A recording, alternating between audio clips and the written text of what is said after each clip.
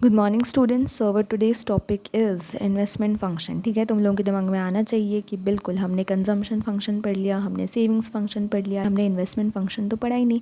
तो इसीलिए आज हम पढ़ने जा रहे हैं इन्वेस्टमेंट फंक्शन। ठीक है, अब इन्वेस्टमेंट फंक्शन को पढ़ने से पहले हमें क्या क्या पता होना चाहिए, इन्वेस्टमेंट पता होना चाहिए। ठीक है, इन्वेस्टमेंट क्या होता है?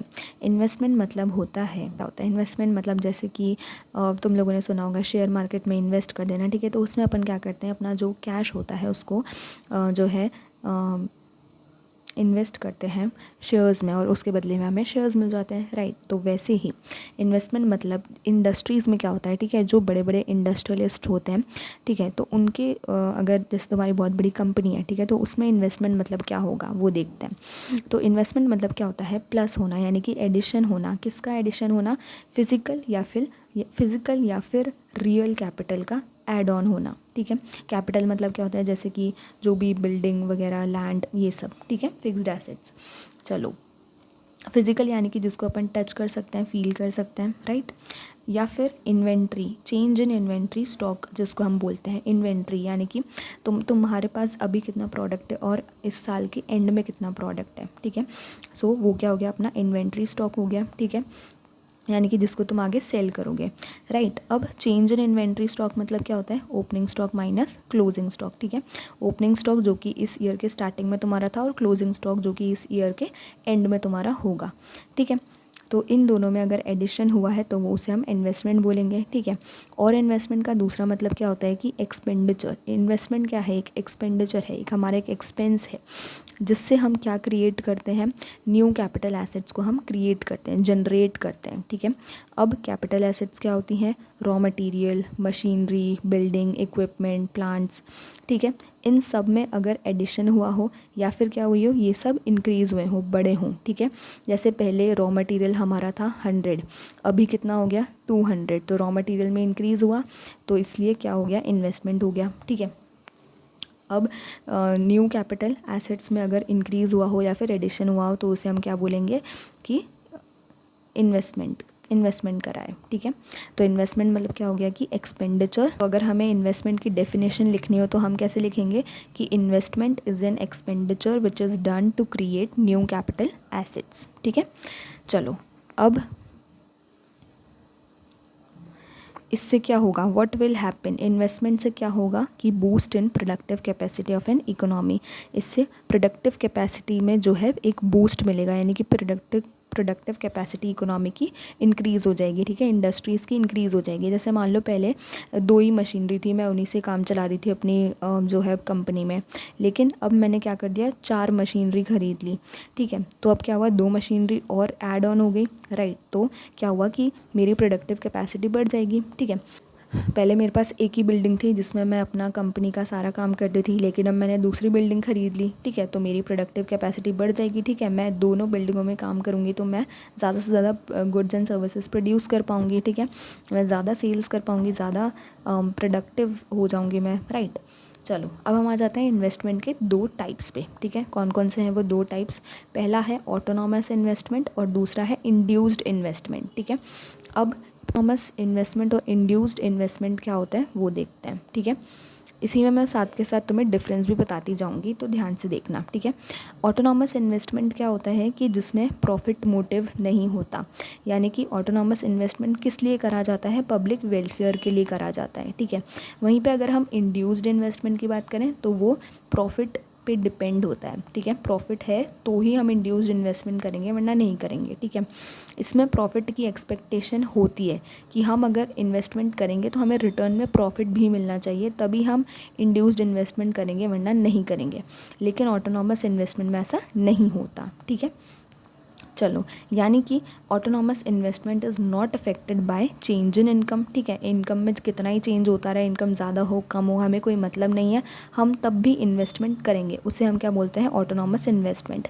लेकिन वहीं पे जो इंड्यूस्ड इन्वेस्टमेंट है वो क्या होता है, इन्फ्लुएंस्ड बाय इनकम, यानी कि उसको हम क्या बोलते हैं, इनकम इलास्टिक, यानी कि इनकम में अगर चेंज आया तो हमारे इंड्यूस्ड इन्वेस्टमेंट में भी चेंज आएगा।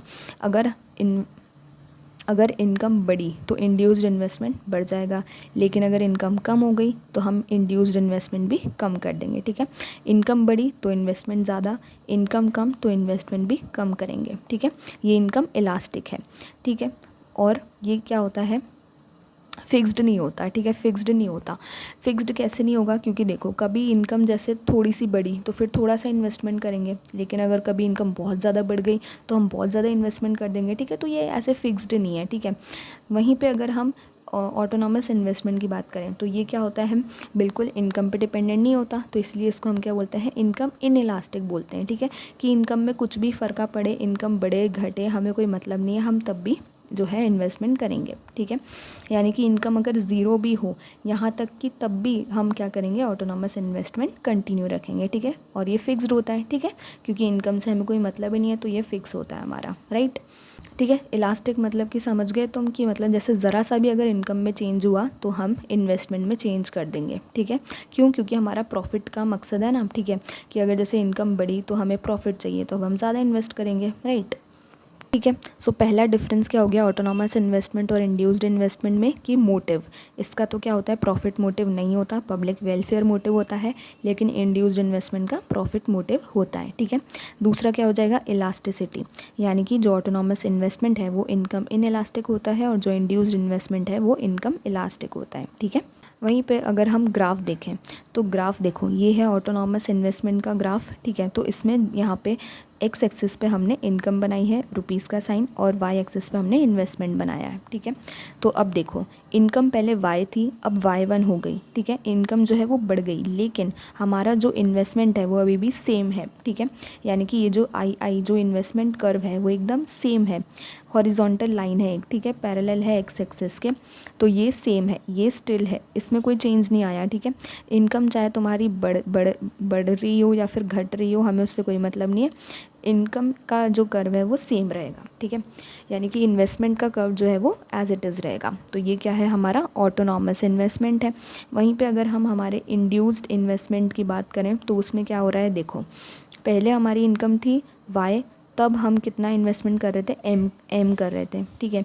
लेकिन अब हमारी इनकम क्या हुई, बढ़ गई, वाई से y1 हो गई, तो हमने जो हमारा इन्वेस्टमेंट था वो भी m से m1 कर दिया, ठीक है। तो हमारा ग्राफ कैसा बनेगा, ऐसा बनेगा, अपवर्ड स्लोपिंग बनेगा, ठीक है। ये आई मतलब क्या हो जाएगा, इन्वेस्टमेंट का कर्व है, ठीक है।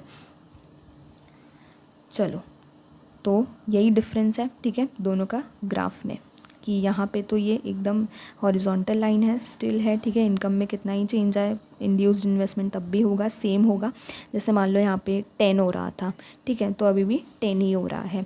यहाँ पे जैसे मान लो इनकम पहले 4 थी, अब 8 हो गई, तो कोई मतलब नहीं है, हम तब भी 10 ही करेंगे इन्वेस्टमेंट, ठीक है। यहाँ पे जैसे मान लो इनकम पहले 4 थी, ठीक है, तो हम इन्वेस्टमेंट भी कितना कर रहे थे, 4 कर रहे थे। यहाँ पे अब इनकम 4 से कितनी हो गई, 8 हो गई, तो अब हम कितना इन्वेस्टमेंट और करेंगे, 8 ही इन्वेस्टमेंट करेंगे, ठीक है। तो यहाँ पे जो चेंज आया, जैसे 4 से 8 तक जाने में कितना चेंज आया, 4 का डिफरेंस आया, तो यहाँ पर भी 4 का ही डिफरेंस आएगा, ठीक है। Same as it is change होएगा, राइट। कभी ज़्यादा भी हो सकता है, कभी कम भी हो सकता है, ज़रूरी नहीं है सेम हो, ठीक है, लेकिन यहाँ पे इन्वेस्टमेंट सेम रहेगा।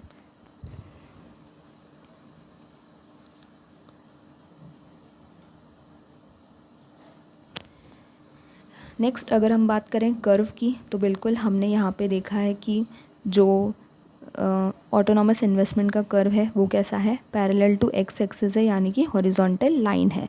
तो वही पैरेलल टू एक्स एक्सिस और एक हॉरिजॉन्टल लाइन है। और यहाँ पे जो इंड्यूस्ड इन्वेस्टमेंट का कर्व है वो कर्व कैसा है, स्लोप्स अपवर्ड, ठीक है, अपवर्ड स्लोपिंग कर्व है, ऊपर जाता हुआ कर्व है, ठीक है। चलो नेक्स्ट आ जाएगा कौन सा सेक्टर करता है, so done by the government sector. Autonomous investment जो है वो गवर्नमेंट सेक्टर करता है, और जो इंड्यूस्ड इन्वेस्टमेंट है वो प्राइवेट सेक्टर करता है, ठीक है। अब देखो यहीं पे पता चल रहा है कि गवर्नमेंट सेक्टर करेगा तो किस में करेगा, रोड्स, डैम्स, ब्रिज कंस्ट्रक्शन में करेगा, ठीक है।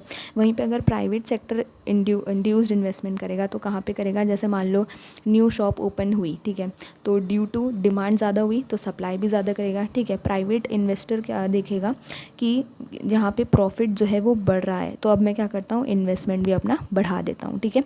लेकिन गवर्नमेंट क्या करती है, गवर्नमेंट ऐसा नहीं सोचती। क्यों? क्योंकि वो क्या करती है, ऑटोनॉमस इन्वेस्टमेंट करती है। तो गवर्नमेंट क्या सोचेगी कि यार इनकम में चाहे कितना ही चेंज हो, इनकम भले से ज़ीरो हो जाए, लेकिन हम तब भी इन्वेस्टमेंट को जो है करते रहेंगे। ठीक है, बस यही डिफरेंस था। मिलते हैं नेक्स्ट वीडियो में। Thank you.